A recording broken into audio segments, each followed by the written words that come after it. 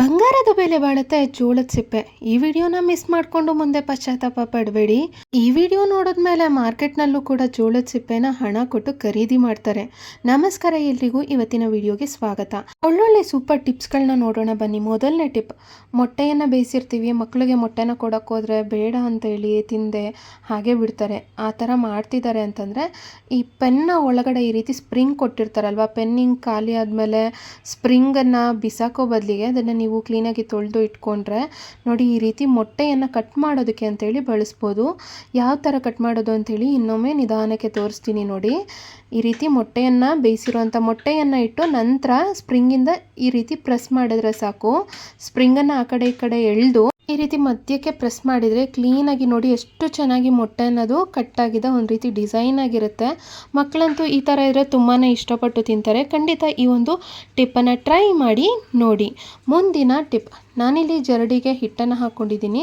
ಇದರಲ್ಲೇನು ವಿಶೇಷ ಅಂತೇಳಿ ನೀವು ಅಂದ್ಕೊಳ್ಬಹುದು, ಆದರೆ ಖಂಡಿತ ವಿಶೇಷತೆ ಅನ್ನೋದಿದೆ ನೋಡಿ. ಜರಡಿನಲ್ಲಿ ನಾವು ಹಿಟ್ಟನ್ನು ಈ ಥರ ಜರಡಿ ಹಿಡಿಬೇಕಾದ್ರೆ ಹೊರಗಡೆ ಎಲ್ಲ ಚೆಲ್ಲುತ್ತೆ, ಹಿಟ್ಟು ಕೂಡ ವೇಸ್ಟ್ ಆಗುತ್ತೆ. ಆ ಥರ ಆಗಬಾರ್ದು ಅಂದರೆ ಈ ರೀತಿ ಲೋಟದಲ್ಲಿ ಅಥವಾ ಕಪ್ಪಲ್ಲಿ ಹಿಟ್ಟನ್ನು ತಗೊಂಡು ನೋಡಿ, ಜರಡಿನಲ್ಲಿ ಈ ಥರ ಇಟ್ಟು ಕಪ್ಪನ್ನು ಅಥವಾ ಲೋಟನ ಈ ರೀತಿ ಆಡಿಸಿದ್ರೆ ಕ್ಲೀನಾಗಿ ಹಿಟ್ಟೆಲ್ಲ ಎಷ್ಟು ಈಸಿಯಾಗಿ ಒಂದೇ ಕಡೆ ಬೀಳುತ್ತೆ. ಹೊರಗಡೆ ಒಂದು ಡ್ರಾಪ್ ಕೂಡ, ಒಂದು ಚೂರು ಕೂಡ ಚೆಲ್ಲೋದಿಲ್ಲ. ಈ ವಿಧಾನದಲ್ಲಿ ಜರಡಿ ಹಿಡಿಬೇಕಾದ್ರೆ ನೀವು ಜರಡಿಯನ್ನು ಹಿಡಿದು ನೋಡಿ, ಈ ಟಿಪ್ ತುಂಬ ಚೆನ್ನಾಗಿ ವರ್ಕ್ ಆಗುತ್ತೆ. ಮುಂದಿನ ಟಿಪ್, ಈ ರೀತಿ ಹ್ಯಾಂಗರ್ಗಳಿರುತ್ತಲ್ಲ, ಅದಕ್ಕೆ ಪ್ಯಾಂಟ್ಗಳನ್ನ ಹೇಗಂದ್ರೆ ಹಾಗೆ ನೇತಾಕಿದರೆ ನೋಡೋದಕ್ಕೆ ಚೆನ್ನಾಗಿ ಕೂಡ ಕಾಣೋದಿಲ್ಲ. ಕ್ಲೀನಾಗಿ ಕಾಣಿಸ್ಬೇಕು ಅಂತ ಅಂದರೆ, ಮತ್ತು ಬಟ್ಟೆ, ಈ ಪ್ಯಾಂಟ್ ಬಟ್ಟೆಗಳೆಲ್ಲ ಸುಕ್ಕಟ್ಟಬಾರ್ದು, ನೀಟಾಗಿ ಒಳ್ಳೆ ಐರನ್ ಮಾಡಿರೋ ಥರ ಇರಬೇಕು ಅಂದರೆ ಈ ಒಂದು ಸಿಂಪಲ್ ಟಿಪ್ಪನ್ನು ಟ್ರೈ ಮಾಡಿ ನೋಡಿ. ಈ ರೀತಿ ಪ್ಯಾಂಟನ್ನು, ಜೀನ್ಸ್ ಪ್ಯಾಂಟನ್ನು ಮಧ್ಯಭಾಗಕ್ಕೆ ಮಡಚಬೇಕಾಗತ್ತೆ. ಮಡಚಿದ ನಂತರ ಈ ರೀತಿ ನಡುಪಟ್ಟಿ ಇರುತ್ತಲ್ಲ, ಸೊಂಟದ ಹತ್ರ ಪಟ್ಟಿ ಥರ ಕೊಟ್ಟಿರ್ತಾರಲ್ಲ ಬೆಲ್ಟ್ ಹಾಕೋಕ್ಕೆ, ಆ ಮಧ್ಯಭಾಗದ ಒಂದು ಪಟ್ಟಿಯನ್ನು ಈ ರೀತಿ ಹಿಡಿದು ನೋಡಿ, ಇದನ್ನು ಹ್ಯಾಂಗರ್ ಹತ್ರ ಈ ಥರ ನೇತಾಕಿ. ಈ ರೀತಿ ಪ್ಯಾಂಟ್ಗಳನ್ನ ಮಧ್ಯಕ್ಕೆ ಕ್ಲೀನಾಗಿ ಮಡಚಿ ನೇತಾಕೋದ್ರಿಂದ ವ್ರಿಂಕಲ್ಸ್ ಕೂಡ ಬರೋದಿಲ್ಲ, ಮತ್ತು ಐರನ್ ಮಾಡಿರೋ ರೀತಿಯೇ ಕಾಣುತ್ತೆ, ಮತ್ತು ನೋಡೋದಕ್ಕೂ ಕೂಡ ಅಷ್ಟೇ ತುಂಬ ಚೆನ್ನಾಗಿ ಕ್ಲೀನಾಗಿ ಆರ್ಗನೈಸ್ ಮಾಡಿರೋ ಥರ ಒಂದೊಳ್ಳೆ ಲುಕ್ಕನ್ನು ಕೊಡುತ್ತೆ. ಮುಂದಿನ ಟಿಪ್ ನೋಡಿ, ಈ ರೀತಿ ಕಾಪರ್ ಬಾಟ್ಲುಗಳಿರುತ್ತೆ, ಕಪ್ಪಾಗಿಬಿಟ್ಟಿರುತ್ತೆ. ಇದನ್ನು ಯಾವ ಥರ ಕ್ಲೀನ್ ಮಾಡೋದು ಈಸಿಯಾಗಿ, ಹುಚ್ಚದೆ ತಿಕ್ಕದೆ ಶ್ರಮ ಪಡೆದೆ ಅಂತ ನೋಡೋಣ ಬನ್ನಿ. ನಾನಿಲ್ಲಿ ಒಂದು ಬಟ್ಲನ್ನು ತೊಗೊಂಡಿದ್ದೀನಿ, ಅದಕ್ಕೆ 1 ಸ್ಪೂನ್ ಆಗುವಷ್ಟು ಅಕ್ಕಿ ಹಿಟ್ಟನ್ನು ಹಾಕ್ಕೊಂಡಿದ್ದೀನಿ, 1 ಸ್ಪೂನ್ ಆಗುವಷ್ಟು ಪುಡಿ ಉಪ್ಪನ್ನು ಹಾಕಿದ್ದೀನಿ. ಇದ್ರ ಜೊತೆಗೆ ಒಂದು ಸ್ವಲ್ಪ ಅಂದರೆ 1 ಸ್ಪೂನ್ ಆಗುವಷ್ಟು ಕೋಲ್ಗೇಟ್ ಪೇಸ್ಟನ್ನು ಹಾಕ್ಕೊಂಡಿದ್ದೀನಿ. ಇದ್ರ ಜೊತೆಗೆ ನಿಂಬೆಹಣ್ಣು ಮೆತ್ತಕ್ಕಾಗಿದೆ ಅಂತಂದ್ರೂ ಪರವಾಗಿಲ್ಲ, ಅಥವಾ ಹೊರಗಡೆ ಇಟ್ಟಿದ್ದೀರಾ ಕಟ್ ಮಾಡಿ ಅರ್ಧ ಹೋಳಿದೆ ಅಂದರೆ ಅದನ್ನಾದರೂ ತೊಗೋಬೋದು. ನಿಂಬೆಹಣ್ಣಿನ ರಸ ಇಟ್ಕೊಂಡು ಇದನ್ನು ಪೇಸ್ಟ್ ಥರ ಈ ಥರ ಕಲಿಸ್ಕೋಬೇಕಾಗುತ್ತೆ. ಅದಕ್ಕೆ ಈ ಥರ ಕಲಿಸ್ಕೊಂಡ್ಮೇಲೆ ಇದನ್ನು ನೋಡಿ, ನಾನು ಕಾಪರ್ ಬಾಟ್ಲು ಎಷ್ಟು ಕಪ್ಪಗಾಗಿದೆ ಅಂತ ನೋಡ್ತಾ ಇರ್ಬೋದು. ಈ ಒಂದು ಪೇಸ್ಟನ್ನ ಹಾಕಿ ಜಸ್ಟ್ ಈ ಥರ ಮಸಾಜ್ ಥರ ನಾನು ಮಾಡ್ತಾಯಿದ್ದೀನಿ. ಜಸ್ಟ್ ಹೀಗೆ ಹಚ್ಚಿದ್ರೆ ಸಾಕು. ಎಷ್ಟು ಚೆನ್ನಾಗಿ ನೋಡಿ, ಈ ಮಧ್ಯಭಾಗದಲ್ಲಿ ಆ ಕಡೆ ಈ ಕಡೆ ಎಲ್ಲ ಎಷ್ಟು ಡಾರ್ಕ್ ಆಗಿದೆ, ಮತ್ತು ಈ ಒಂದು ಪೇಸ್ಟ್ ಹಾಕಿರೋಂಥ ಜಾಗದಲ್ಲಿ ಯಾವ ರೀತಿ ಇದು ಪಳ ಅಂಥೇಳಿ ಆಲ್ರೆಡಿ ಆ ಕಪ್ಪಕ್ಕಿರೋದೆಲ್ಲ ಕ್ಲೀನಾಗಿ ಹೋಗ್ಬಿಟ್ಟಿದೆ. ನಂತರ ನೀರನ್ನು ಹಾಕಿ ನಾನು ಇದನ್ನು ತೊಳೆದು ತೋರಿಸ್ತೀನಿ ನೋಡಿ, ಎಷ್ಟು ಚೆನ್ನಾಗಿ ಜಸ್ಟ್ ಹಚ್ಚಿರೋದಷ್ಟೇ. ನಾನೇನು ಇದನ್ನೆಲ್ಲ ಸ್ಕ್ರಬ್ಬರ್ನೆಲ್ಲ ತೊಗೊಂಡು ಉಜ್ಜಿಲ್ಲ, ತಿಕ್ಕಿಲ್ಲ, ಏನೂ ಇಲ್ಲ. ಈ ಒಂದು ಕ್ರೀಮನ್ನು ಅಂದರೆ ಪೇಸ್ಟನ್ನು ಸಿದ್ಧ ಮಾಡ್ಕೊಂಡಿದ್ದೀವಲ್ವ, ಇದನ್ನು ಹಾಕ್ಬಿಟ್ಟು ಕ್ಲೀನಾಗಿ ಉಜ್ಜೋದಷ್ಟೇ. ಇವಾಗ ನಾನು ಬಾಟಲ್ ಪೂರ ಈ ಒಂದು ಪೇಸ್ಟನ್ನು ಹಾಕಿ ಉಜ್ಜಿ ಕ್ಲೀನಾಗಿ ತೊಳೆದು ತೋರಿಸ್ತೀನಿ ನೋಡಿ. ಈ ಬಾಟ್ಲಿಗೆ ಏನಂದರೆ ಸ್ಟಾರ್ಟಿಂಗಲ್ಲಿ ಕೋಟಿಂಗ್ ಥರ ಕೊಟ್ಟಿರ್ತಾರಲ್ಲ, ಆ ಕೋಟಿಂಗ್ ಜಾಗ ಬಿಟ್ಟು, ಕೋಟಿಂಗೆಲ್ಲ ಒಟ್ಟೋಗಿದೆ ಆಲ್ರೆಡಿ. ಸೊ ಎಲ್ಲೆಲ್ಲಿ ಸ್ವಲ್ಪ ಇದೆ ಆ ಜಾಗ ಬಿಟ್ಟು ಬಾಕಿ ಕಡೆ ಎಲ್ಲ ಎಷ್ಟು ಚೆನ್ನಾಗಿ ಈ ಒಂದು ಕಾಪರ್ ಬಾಟ್ಲು ಕ್ಲೀನಾಗಿದೆ ಅಂತ ನೀವೇ ಇಲ್ಲಿ ಗಮನಿಸ್ಬೋದು. ಮೊದಲು ಯಾವ ಥರ ಇತ್ತು, ನಂತರ ಯಾವ ಥರ ಕ್ಲೀನಾಗಿದೆ ಅಂತೇಳಿ. ಚಳಿಗಾಲದಲ್ಲಿ ಈ ಹಳೆ ಬಾಗಿಲುಗಳು, ಲಾಕ್ಗಳೆಲ್ಲ ಏನಾಗ್ಬಿಡುತ್ತೆ ಅಂದರೆ ತುಂಬ ಟೈಟ್ ಆಗಿಬಿಡುತ್ತೆ, ಮತ್ತು ಚಿಲ್ಕ ಹಾಕಿದ್ರೆ ನೋಡಿ ತೆಗಿಯೋದಕ್ಕೆ ಕಷ್ಟಪಡಬೇಕಾಗುತ್ತೆ. ಈ ಥರ ಟೈಟಾಗಿದೆ ಅಂದರೆ ಸಿಂಪಲ್ ಆಗಿರೋಂಥ ಒಂದೇ ಒಂದು ಟಿಪ್ಪನ್ನು ನೀವು ಫಾಲೋ ಮಾಡಿದರೆ ಸಾಕು. ಮತ್ತು ಬಾಗಿಲ ಹತ್ರ ಈ ಚಿಲ್ಕಗಳೆಲ್ಲ ಬರುತ್ತಲ್ಲ, ಬಾಗಿಲು ತೆಗೆದ್ರೆ ಶಬ್ದ ಬರ್ತಿದೆ ಅಂದರೂ ಕೂಡ ನೀವು ಈ ಟಿಪ್ಪನ್ನು ಟ್ರೈ ಮಾಡ್ಬೋದು. ಸ್ವಲ್ಪ ಕೊಬ್ಬರಿ ಎಣ್ಣೆನ ಹಾಕಿ ಒಂದೆರಡು ಬಾರಿ ನೋಡಿ ಈ ಥರ ಲಾಕನ್ನು ಹಾಕೋದು ತೆಗಿಯೋದು ಮಾಡಬೇಕಾಗುತ್ತೆ. ಕೊಬ್ಬರಿ ಎಣ್ಣೆನ ಹಚ್ಚಬೇಕಾಗತ್ತೆ.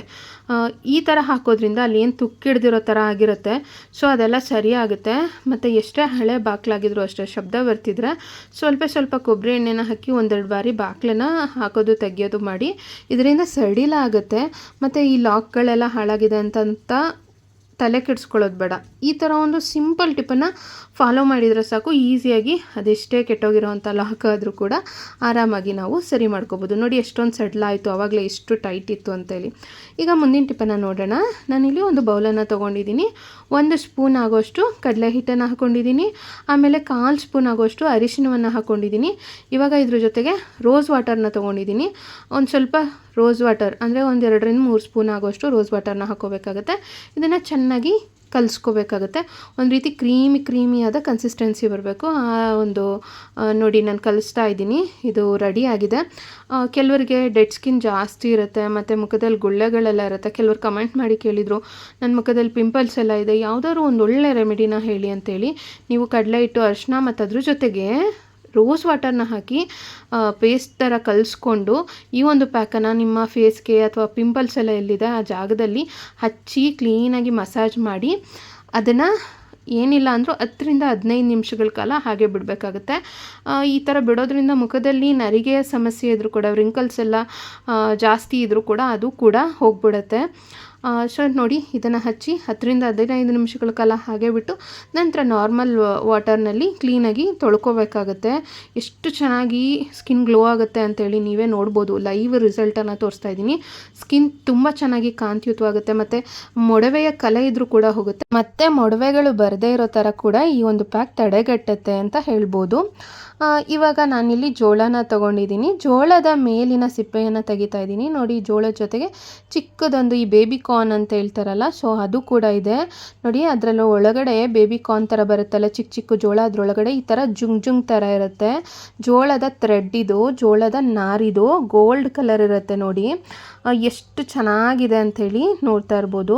ಮತ್ತು ಇನ್ನೊಂದು ಚಿಕ್ಕದಿದೆ ನೋಡಿ, ಅದರಲ್ಲೂ ಅಷ್ಟೇ ಈ ರೀತಿ ಸಿಪ್ಪೆನ ಬಿಡಿಸ್ತಾ ಒಳಗಡೆ ನಾರು ಅನ್ನೋದು ಸಿಗ್ತಾ ಇದೆ. ಇವಾಗ ನೋಡಿ, ಇದರಲ್ಲೂ ಕೂಡ ಅಷ್ಟೇ ಎಳೆ ನಾರು ಅನ್ನೋದು ಸಿಕ್ಕಿದೆ. ನಾನು ಇವಾಗ ಇದನ್ನು ಕೂಡ ಬಿಡಿಸ್ತಾ ಇದ್ದೀನಿ. ಇವಾಗ ದೊಡ್ಡ ಜೋಳ ತೊಗೊಂಡಿದ್ದೀನಿ. ಸಿಪ್ಪೆನೆಲ್ಲ ತೆಗಿತಾ ಇದ್ದೀನಿ. ಸಿಪ್ಪೆನೆಲ್ಲ ತೆಗೆದ್ಮೇಲೆ ಇದ್ರ ಒಳಗಡೆ ಇಲ್ಲೂ ಕೂಡ ಅಷ್ಟೇ ಮೇಲ್ಭಾಗದಲ್ಲಿ ಈ ಥರ ಜುಂಗ್ ಥರ ಇದೆಯಲ್ಲ, ಜುಂಗು ಅಂತ ಕರಿತೀವಿ ನಮ್ಮ ಕಡೆ. ಬಟ್ ಜೋಳದ ನಾರು ಇದೆಯಲ್ಲ, ಆ ಮೇಲ್ಭಾಗ ಸ್ವಲ್ಪ ಅಲ್ಲಿ ಹೊರಗಡೆ ಎಲ್ಲ ಇರುತ್ತಲ್ವ, ಒಳಗಡೆ ಅಂದರೆ ಸ್ವಲ್ಪ ಧೂಳು ಡಸ್ಟ್ ಎಲ್ಲ ಆಗಿರುತ್ತೆ, ಬಾಡಿದೆ, ಅದನ್ನು ತೆಗೆದ್ಬಿಡ್ಬೇಕು. ಬಟ್ ಸಿಪ್ಪೆನೆಲ್ಲ ತೆಗೆದ್ಮೇಲೆ ನೋಡಿ, ಹೀಗೆ ಜೋಳನೆಲ್ಲ ನಾವು ಮುರ್ಕೊತೀವಿ, ಬಟ್ ಸಿಪ್ಪೆ ಬಿಸಾಕ್ಬಿಡ್ತೀವಿ. ಆ ಥರ ಬಿಸಾಕಕ್ಕೆ ಹೋಗಬೇಡಿ ಅಂತೇಳಿ ವಿಡಿಯೋ ಪ್ರಾರಂಭದಲ್ಲೇ ಹೇಳಿದ್ದೀನಿ. ಯಾಕೆ ಅಂದರೆ ಈ ಥರ ಬಿಸಾಕೋ ಮುಂಚೆ ಇದರೊಳಗೆ ಈ ಥರ ನಾರಿರುತ್ತಲ್ಲ, ಈ ನಾರನ್ನು ತಪ್ಪದೆ ತೊಗೊಳ್ಳಿ. ಈ ರೀತಿ ಜೋಳವನ್ನು ಬಿಡಿಸಿದ ನಂತರ ಒಳಗಡೆ ಇರೋ ನಾರನ್ನು ನೀವು ತೊಗೋಬೇಕಾಗುತ್ತೆ. ಇವಾಗ ಹೊರಗಡೆ ಎಲ್ಲ ಜೋಳನ ತೊಗೊಳ್ಳೋರು ಏನು ಮಾಡ್ತಾರೆ ಅಂದರೆ ಅಲ್ಲೇ ಬಿಡಿಸ್ಕೊಂಡು ಸಿಪ್ಪೆ ಬಿಸಾಕ್ಬಿಟ್ಟು ಬರೀ ಜೋಳ ಮಾತ್ರ ತರ್ತಾರೆ. ಆ ಥರ ಮಾಡೋಕ್ಕೆ ಹೋಗಬೇಡಿ. ಜೋಳದ ಸಿಪ್ಪೆನೂ ಕೂಡ ಜೋಳದ ಜೊತೆ ತೊಗೊಂಬಂದು ಒಳಗಡೆ ಇರೋವಂಥ ನಾರನ್ನು ಈ ಥರ ಬಿಡಿಸ್ಕೊಳ್ಳಿ. ಅದರಲ್ಲೂ ಈ ರೀತಿ ಎಳೆ ನಾರಿರುತ್ತಲ್ಲ, ಅದಂತೂ ಇನ್ನೂ ಚೆನ್ನಾಗಿರುತ್ತೆ, ಸಾಫ್ಟಾಗಿ ಎಷ್ಟು ಚೆನ್ನಾಗಿದೆ ಅಂತೇಳಿ ನೋಡ್ತಾ ಇರ್ಬೋದು ಜೋಳದ ನಾರು. ನಾನು ವಿಡಿಯೋ ಪ್ರಾರಂಭದಲ್ಲಿ ಯಾಕೆ ನಿಮಗೆ ಹೇಳಿದ್ದೀನಿ ಚಿನ್ನದ ಬೆಲೆ ಬಾಳುತ್ತೆ ಜೋಳದ ಸಿಪ್ಪೆ ಅಂತ ನಿಮಗೆ ಮುಂದೆ ಗೊತ್ತಾಗುತ್ತೆ. ವಿಡಿಯೋ ಎಲ್ಲೂ ಸ್ಕಿಪ್ ಮಾಡಬೇಡಿ. ಇವಾಗ ಒಂದು ಪಾತ್ರೆ ತೊಗೊಂಡು ಅದರಲ್ಲಿ ನೀರನ್ನು ಹಾಕ್ಕೊಂಡಿದ್ದೀನಿ. 1 ಲೋಟ ಆಗೋಷ್ಟು ನೀರನ್ನು ಹಾಕ್ಕೊಂಡು ಈ ಜೋಳದ ನಾರಿದೆಯಲ್ಲ ಬಿಡಿಸ್ಕೊಂಡಿರೋವಂಥದ್ದು, ಇದನ್ನು ಕ್ಲೀನಾಗಿ ತೊಳೆದು ಇದನ್ನು ಕೂಡ ಹಾಕ್ಕೊಂಡಿದ್ದೀನಿ. 1/4 ಸ್ಪೂನ್ ಆಗೋಷ್ಟು ಜೀರಿಗೆ, 1/4 ಸ್ಪೂನ್ ಆಗೋಷ್ಟು ಸೋಂಪು, ಆಮೇಲೆ 1/4 ಸ್ಪೂನ್ ಆಗೋಷ್ಟು ಮೆಂತ್ಯ ಮತ್ತು ಶುಂಠಿನ ಜಜ್ಜಿ ಹಾಕ್ಕೊಂಡಿದ್ದೀನಿ. 1 ಇಂಚ್ ಆಗೋಷ್ಟು ಶುಂಠಿಯನ್ನು ಜಜ್ಜಿಬಿಟ್ಟು ಇದ್ರ ಜೊತೆಗೆ ಹಾಕ್ಕೊಂಡಿದ್ದೀನಿ. ಇವಾಗ ಸ್ಟವನ್ನು ಹಚ್ಚಿ ಸ್ಟವ್ ಮೇಲೆ ಇದನ್ನು ಕಾಯೋದಕ್ಕೆ ಅಂತೇಳಿ ಅಂದರೆ ಕುದಿಸ್ಕೋಬೇಕಾಗತ್ತೆ. 5 ನಿಮಿಷಗಳ ಕಾಲ ಚೆನ್ನಾಗಿ ಇದನ್ನು ಕುದಿಸ್ಕೋಬೇಕಾಗತ್ತೆ. ನಂತರ ಸ್ಟವನ್ನು ಆಫ್ ಮಾಡ್ಕೋಬೇಕು. ಆಫ್ ಮಾಡಿಕೊಂಡು ಸ್ಟವ್ವಿಂದ ಇದನ್ನು ಇಳಿಸ್ತಾ ಇದ್ದೀನಿ. ನೋಡಿ, ಇವಾಗ ಇದನ್ನು ಶೋಧಿಸ್ಕೋಬೇಕಾಗತ್ತೆ. ಒಂದೊಳ್ಳೆ ಹೆಲ್ತಿಯಾದ ಆರೋಗ್ಯಕರವಾದ ಪಾನೀಯ ಇದು, ಡ್ರಿಂಕ್ ಇದು ಅಂತ ಹೇಳ್ಬೋದು. ಇದು ಏನಕ್ಕೆ ಉಪಯೋಗ ಬರುತ್ತೆ ಅಂತಂದರೆ, ಜೋಳದ ನಾರಿನಲ್ಲಿ ಹೇರಳವಾದ ವಿಟಮಿನ್ ಕೆ ಮತ್ತು ವಿಟಮಿನ್ ಸಿ, ಸಾಕಷ್ಟು ಪ್ರೋಟೀನ್ ಅಂಶಗಳಿರುತ್ತೆ. ಮತ್ತು ಇದನ್ನು ನಾವು ಬೆಳಗ್ಗೆ ಖಾಲಿ ಹೊಟ್ಟೆನಲ್ಲಿ ಕುಡಿಯೋದ್ರಿಂದ ಒಂದೊಳ್ಳೆ ಡಿಟಾಕ್ಸಿಫೈಯರ್ ಆಗಿ ಇದು ಕೆಲಸ ಮಾಡುತ್ತೆ. ಲಿವರ್ ಆರೋಗ್ಯಕ್ಕೆ ತುಂಬಾ ಒಳ್ಳೆಯದು. ಎಷ್ಟೋ ವರ್ಷಗಳ ಕಾಲ ನೀವು ಆಸ್ಪತ್ರೆಗೆ ಹೋಗೋ ಅವಶ್ಯಕತೆನೇ ಬರಲ್ಲ. ಕಿಡ್ನಿ ಸ್ಟೋನ್ ಸಮಸ್ಯೆ ಇದ್ರೂ ಕೂಡ ದೂರ ಆಗುತ್ತೆ. ನೋಡಿ, ಈ ಒಂದು ನೀರಿಗೆ ಅರ್ಧ ಹೋಳು ನಿಂಬೆಹಣ್ಣಿನ ರಸವನ್ನು ಇಂಟ್ಕೊಂಡು ಕುಡಿದು ನೋಡಿ, ರುಚಿ ಅಂತೂ ಅದ್ಭುತವಾಗಿರುತ್ತೆ. ಎಷ್ಟು ಹೆಲ್ತ್ಗೆ ಬೆನಿಫಿಟ್ ಸಿಗುತ್ತೆ ಅಂದರೆ ಅದನ್ನು ಹೇಳೋದಕ್ಕೂ ಕೂಡ ಆಗೋದಿಲ್ಲ. ಅಷ್ಟೊಂದು ಆರೋಗ್ಯಕರ ಲಾಭಗಳಿದೆ. ನಾವು ಲಕ್ಷ ಅಲ್ಲ, ಕೋಟಿ ಅಲ್ಲ, ಅದಕ್ಕೆ ಹೇಳಿದ್ದು ಬಂಗಾರದ ಬೆಲೆ ಬಾಳುತ್ತೆ ಅಂತ ಹೇಳಿ. ಎಷ್ಟೋ ಜನಕ್ಕೆ ಕಿಡ್ನಿ ಪ್ರಾಬ್ಲಮ್ ಆಗಿಬಿಟ್ರೆ ಲಕ್ಷಾಂತರ ರೂಪಾಯಿ ಹಣ ಆಸ್ಪತ್ರೆಗೆ ಅಂತಲೇ ಹೋಗುತ್ತೆ. ಆದರೆ ಈ ರೀತಿ ಹೆಲ್ತಿಯಾದ ಡ್ರಿಂಕನ್ನು ನೀವು ಬಿಸಾಕುವಂಥ ಜೋಳದ ಸಿಪ್ಪೆಯನ್ನು ಬಳಸ್ಕೊಂಡು ಮಾಡಿ ಕುಡಿಯೋದ್ರಿಂದ ನಿಮಗೆ ಆಸ್ಪತ್ರೆಗೆ ಹೋಗುವಂಥ ಕಷ್ಟನೇ ಬರಲ್ಲ. ಅದಕ್ಕೆ ಹೇಳಿದ್ದು ಆರೋಗ್ಯವೇ ಮಹಾಭಾಗ್ಯ, ಚಿನ್ನದ ಬೆಲೆ ಬಾಳುತ್ತೆ ಈ ಒಂದು ಜೋಳದ ಸಿಪ್ಪೆ ಅಂಥೇಳಿ. ಖಂಡಿತ ನೀವು ಕೂಡ ಇನ್ಮುಂದೆ ಅಟ್ಲೀಸ್ಟ್ ವಾರದಲ್ಲಿ 2 ಬಾರಿ ಆದರೂ ಈ ಒಂದು ಡ್ರಿಂಕನ್ನು ಮಾಡಿ ಕುಡೀರಿ. ಹಾಗಿದ್ರೆ ಇವತ್ತಿನ ವಿಡಿಯೋದಲ್ಲಿ ನಾನು ಶೇರ್ ಮಾಡಿರುವಂಥ ಟಿಪ್ಸ್ಗಳಲ್ಲಿ ನಿಮಗೆ ಯಾವ ಟಿಪ್ ಇಷ್ಟ ಆಯಿತು ಅಂತೇಳಿ ಲೈಕ್ ಕೊಟ್ಟು ಕಮೆಂಟ್ ಮೂಲಕ ಬರೆದು ತಿಳಿಸಿ. ಮುಂದಿನ ವಿಡಿಯೋದಲ್ಲಿ ಇನ್ನಷ್ಟು ಒಳ್ಳೊಳ್ಳೆ ಟಿಪ್ಸ್ಗಳನ್ನ ಶೇರ್ ಮಾಡೋದಕ್ಕೆ ಬರ್ತೀನಿ. ಹಾಗೆ ತಪ್ಪದೆ ಚಾನಲನ್ನು ಸಬ್ಸ್ಕ್ರೈಬ್ ಮಾಡಿಕೊಂಡು ಸಪೋರ್ಟನ್ನು ಮಾಡಿ. ಎಲ್ರಿಗೂ ಒಳ್ಳೆಯದಾಗಲಿ. Thank you all. ಧನ್ಯವಾದಗಳು.